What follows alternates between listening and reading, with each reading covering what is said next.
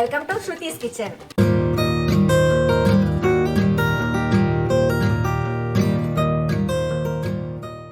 ಇವತ್ತು ನಾನು ಈಸಿಯಾಗಿ ಹಾಗೂ ಟೇಸ್ಟಿ ಆದಂತಹ ಚಿಲ್ಲಿ ಸೋಯಾ ಹೇಗೆ ಮಾಡುವುದಂತ ತೋರಿಸಿಕೊಳ್ತಾ ಇದ್ದೇನೆ. ಫ್ರೆಂಡ್ಸ್, ನನ್ನ ವಿಡಿಯೋಗಳು ನಿಮಗೆ ಇಷ್ಟವಾಗುತ್ತಿದ್ದಲ್ಲಿ ಲೈಕ್ ಮಾಡಿ ಹಾಗೆ ಸಬ್ಸ್ಕ್ರೈಬ್ ಮಾಡಿ ಸಪೋರ್ಟ್ ಮಾಡಿ. ನೋಡಿ, ನಾನು 100 ಗ್ರಾಮ್ ಆಗುವಷ್ಟು ಸೋಯಾ ಚಂಕ್ಸ್ ತಗೊಂಡಿದ್ದೇನೆ. ನಾನು ಮೀಡಿಯಂ ಸೈಜಿನ ಸೋಯಾ ಚಂಕ್ಸ್ ತಗೊಂಡಿದ್ದೇನೆ. ಯಾವ ಸೈಜ್ ಬೇಕಾದರೂ ತಗೊಳ್ಬಹುದು. ನಾನು ಇದಕ್ಕೆ ಕುದಿಯಿಟ್ಟಿದ್ದ ನೀರನ್ನು ಹಾಕ್ತಾ ಇದ್ದೇನೆ. ಬೇಕಿದ್ರೆ ನಮಗೆ ಕುದಿಯುವಾಗ ಕೂಡ ನಮಗೆ ಸೋಯಾ ಚಂಕ್ಸ್ ಅನ್ನು ಅದಕ್ಕೆ ಹಾಕಬಹುದು. ಒಂದು 2 ನಿಮಿಷದಷ್ಟು ಹೊತ್ತು ಕುದಿಸಬಹುದು. ನಾನೀಗ ಕುದೀತಿರೋ ನೀರನ್ನು ಇದಕ್ಕೆ ಹಾಕಿದ್ದೇನೆ. ಆದ ಕಾರಣ ನಾನೊಂದು 15 ನಿಮಿಷದಷ್ಟು ಹೊತ್ತು ರೆಸ್ಟ್ ಮಾಡಿ ಇಡ್ತಾ ಇದ್ದೇನೆ. ಈ ಸೋಯಾ ಚಂಕ್ಸ್ ಅನ್ನು ಬಿಸಿ ನೀರಲ್ಲಿ ಹಾಕಿಟ್ಟು ಒಂದು 15 ನಿಮಿಷ ಆಯಿತು. ಇನ್ನು ಇದಕ್ಕೆ ನಾವು ತಣ್ಣೀರು ಹಾಕಿ ತೊಳೆದು ಹಿಂಡಿ ತೆಗೆಯುವ. ನೀರಿನ ಅಂಶ ಕಂಪ್ಲೀಟ್ ಆಗಿ ಹೋಗಬೇಕು, ಅಷ್ಟರವರೆಗೆ ನಾವು ಹಿಂಡಬೇಕು.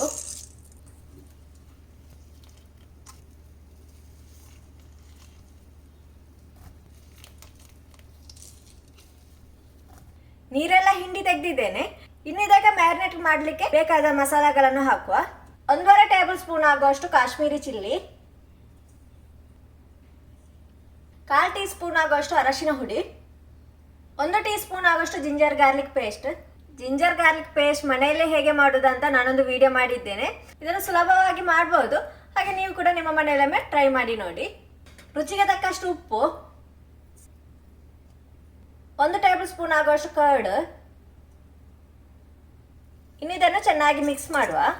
ಇದಕ್ಕೆ ನೀರು ಹಾಕುವ ಅಗತ್ಯ ಇಲ್ಲ, ಯಾಕೆಂದ್ರೆ ಮೊದಲೇ ಈ ಸೋಯಾ ಚಂಕ್ಸ್ ಅಲ್ಲಿ ನೀರಿನ ಅಂಶ ಇದ್ದ ಕಾರಣ, ಹಾಗೆ ಕರ್ಡ್ ಕೂಡ ಹಾಕಿದ್ವಿ, ಆದ ಕಾರಣ ನೀರು ಹಾಕುವ ಅಗತ್ಯ ಇಲ್ಲ. ಕೊನೆಯದಾಗಿ ಇದಕ್ಕೆ 2 ಟೇಬಲ್ ಸ್ಪೂನ್ ಆಗುವಷ್ಟು ಕಾರ್ನ್ಫ್ಲೋರ್ ಹಾಕ್ತಾ ಇದ್ದೇನೆ. ಇದನ್ನು ಕೂಡ ಚೆನ್ನಾಗಿ ಮಿಕ್ಸ್ ಮಾಡುವ, ಎಲ್ಲಾ ಕಡೆ ಕೋಟಿಂಗ್ ಆಗುವ ಹಾಗೆ.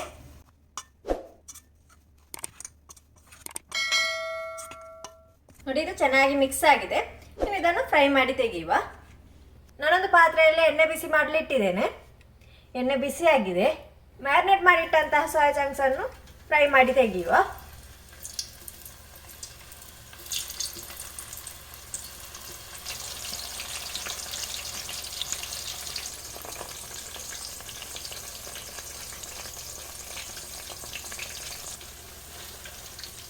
ಈಗ ನಾವು ಮಗುಚಾಗ್ತಾ ಇರಬೇಕು, ಎಲ್ಲ ಕಡೆ ಚೆನ್ನಾಗಿ ಬೇಯಬೇಕು. ನೋಡಿ, ಸೋಯಾ ಚೆನ್ನಾಗಿ ಫ್ರೈ ಆಗಿದೆ. ಇದನ್ನು ತೆಗೆಯುವ.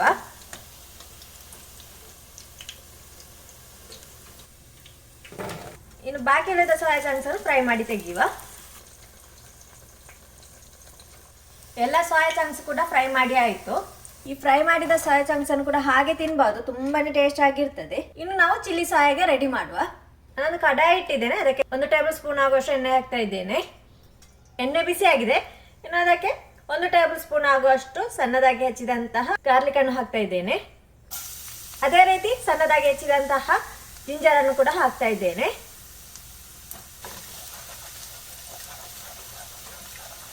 ಇನ್ನು ಸ್ಕ್ವೇರ್ ಶೇಪ್ ಅಲ್ಲಿ ಕಟ್ ಮಾಡಿಟ್ಟಂತಹ ಈರುಳ್ಳಿಯನ್ನು ಕೂಡ ಹಾಕ್ತಾ ಇದ್ದೇನೆ. ನಾನು ಹೈ ಫ್ಲೇಮ್ ಅಲ್ಲಿ ಇಟ್ಟು ಫ್ರೈ ಮಾಡ್ತಾ ಇದ್ದೇನೆ. ಈರುಳ್ಳಿ ಜಾಸ್ತಿ ಬೇಯೋದು ಬೇಡ, ಸ್ವಲ್ಪ ಬಾಡಿದ್ರೆ ಸಾಕು. ಈರುಳ್ಳಿ ಸ್ವಲ್ಪ ಬಾಡಿದೆ. ಇನ್ನು ಇದಕ್ಕೆ ಅದೇ ರೀತಿ ಕಟ್ ಮಾಡಿಟ್ಟಂತಹ ಕ್ಯಾಪ್ಸಿಕಮ್ ಅನ್ನು ಕೂಡ ಹಾಕುವ.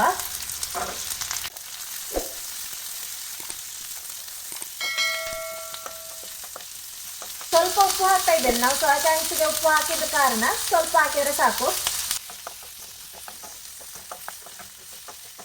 ಇನ್ನು ಇದಕ್ಕೆ ಬೇಕಾದ ಸಾಸ್ಗಳನ್ನು ಆ್ಯಡ್ ಮಾಡುವ. ಮೊದಲನೇದಾಗಿ ನಾನು 3 ಟೇಬಲ್ ಸ್ಪೂನ್ ಆಗುವಷ್ಟು ಟೊಮೆಟೊ ಕೆಚಪ್ ಹಾಕ್ತಾ ಇದ್ದೇನೆ. 2 ಟೇಬಲ್ ಸ್ಪೂನ್ ಆಗುವಷ್ಟು ಚಿಲ್ಲಿ ಸಾಸ್ ಹಾಕ್ತಾ ಇದ್ದೇನೆ. 1 ಟೀ ಸ್ಪೂನ್ ಆಗುವಷ್ಟು ಸೋಯಾ ಸಾಸ್ ಹಾಕ್ತಾ ಇದ್ದೇನೆ. ಇದನ್ನು ಚೆನ್ನಾಗಿ ಮಿಕ್ಸ್ ಮಾಡುವ.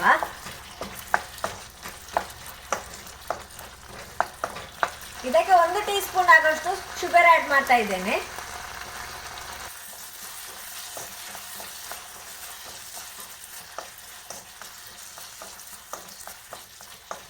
ಇನ್ನು ಇದಕ್ಕೆ ನಾನು 3 ಟೇಬಲ್ ಸ್ಪೂನ್ ನೀರಿಗೆ 1 ಟೇಬಲ್ ಸ್ಪೂನ್ ಆಗುವಷ್ಟು ಕಾರ್ನ್ಫ್ಲೋರ್ ಹಾಕಿ ಮಿಕ್ಸ್ ಮಾಡಿ ಹಾಕ್ತಾ ಇದ್ದೇನೆ. ಇನ್ನು ನಾವು ಇದಕ್ಕೆ ಫ್ರೈ ಮಾಡಿಟ್ಟಂತಹ ಸೋಯಾ ಚಂಕ್ಸ್ ಅನ್ನು ಹಾಕುವ. ಇದನ್ನು ಚೆನ್ನಾಗಿ ಮಿಕ್ಸ್ ಮಾಡಬೇಕು. ಈ ಸಾಸ್ ಎಲ್ಲ ಈ ಸೋಯಾ ಚಂಕ್ಸ್ಗೆ ಚೆನ್ನಾಗಿ ಹಿಡಿಬೇಕು. ನೋಡಿ, ಎಲ್ಲ ಕಡೆ ಹಿಡಿದಿದೆ. ಇನ್ನು ಇದನ್ನು 2 ನಿಮಿಷದಷ್ಟು ಈ ರೀತಿ ಫ್ರೈ ಮಾಡಿದರೆ ಸಾಕು. ಇನ್ನು 3 ಕಾಯಿ ಮೆಣಸು ಕಟ್ ಮಾಡಿ ಹಾಕ್ತಾ ಇದ್ದೇನೆ. ಈ ಕಾಯಿ ಮೆಣಸಿನ ಕಲರ್ ಹೋಗೋದಕ್ಕೋಸ್ಕರ ನಾನು ಕೊನೆಯಲ್ಲಿ ಕಾಯಿ ಮೆಣಸು ಹಾಕೋದು. ಕೊನೆಯದಾಗಿ ಇದಕ್ಕೆ ಸ್ಪ್ರಿಂಗ್ ಆನಿಯನ್ನ ವೈಟ್ ಭಾಗ ಮತ್ತು ಗ್ರೀನ್ ಭಾಗ ಹಾಕ್ತಾ ಇದ್ದೇನೆ. ಇದನ್ನು ಸ್ವಲ್ಪ ಚೆನ್ನಾಗಿ ಮಿಕ್ಸ್ ಮಾಡುವ. ಇದು ರೆಡಿ ಆಗಿದೆ. ನಾನು ಇನ್ನು ಫ್ಲೇಮ್ ಆಫ್ ಮಾಡ್ತಾ ಇದ್ದೇನೆ. ನೋಡಿ, ಟೇಸ್ಟಿ ಆದಂತಹ ಚಿಲ್ಲಿ ಸೋಯಾ ರೆಡಿ ಆಗಿದೆ. ನೋಡುವಾಗಲೇ ಯಮ್ಮಿ ಆಗಿದೆ. ಕೊನೆಯದಾಗಿ ಇದಕ್ಕೆ ಗಾರ್ನಿಶಿಂಗ್ಗೋಸ್ಕರ ಸ್ಪ್ರಿಂಗ್ ಆನಿಯನ್ ಹಾಕ್ತಾ ಇದ್ದೇನೆ. ಇದನ್ನೊಮ್ಮೆ ಟೇಸ್ಟ್ ಮಾಡಿ ನೋಡುವ.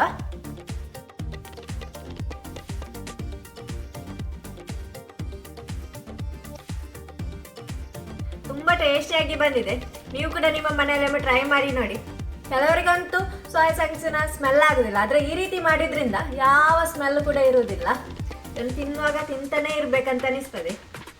ಸೊ ಫ್ರೆಂಡ್ಸ್, ಇವತ್ತಿನ ವಿಡಿಯೋ ನಿಮಗೆ ಇಷ್ಟವಾದಲ್ಲಿ ಲೈಕ್ ಮಾಡಿ, ಶೇರ್ ಮಾಡಿ. ಅದೇ ರೀತಿ ನಿಮ್ಮ ಅನಿಸಿಕೆಗಳನ್ನು ಕಮೆಂಟ್ ಮೂಲಕ ತಿಳಿಸಿ. ನನ್ನ ಮುಂದಿನ ವಿಡಿಯೋಗಳನ್ನು ನೀವು ನೋಡಲು ಇಚ್ಛಿಸುವಲ್ಲಿ ಸಬ್ಸ್ಕ್ರೈಬ್ ಮಾಡಲು ಮರೆಯದಿರಿ. ಇನ್ನೊಂದು ವಿಡಿಯೋದಲ್ಲಿ ಮತ್ತೊಂದು ರೆಸಿಪಿಯೊಂದಿಗೆ ಬರುವವರೆಗೆ be happy, be healthy. Take care, bye.